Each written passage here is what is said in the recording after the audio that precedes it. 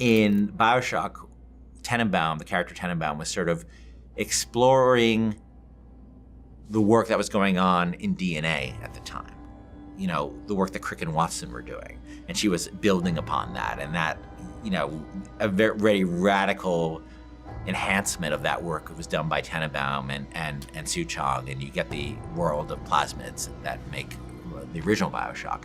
Elizabeth's not a scientist, but she has the ability to interact with the kind of science that was being done in this period, the kind of science that was being done by Einstein, the kind of science that was being done by Heisenberg.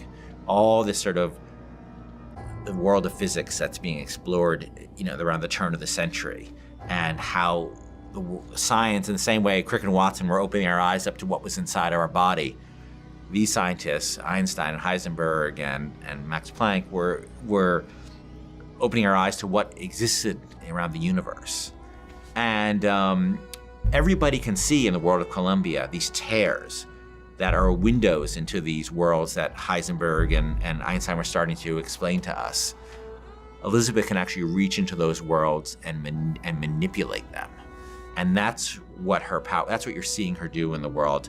And that becomes this great game system we call the tears in BioShock Infinite, where you'll be in a space and you'll see a window where you see a skyline that doesn't exist in the Columbia that Booker is in.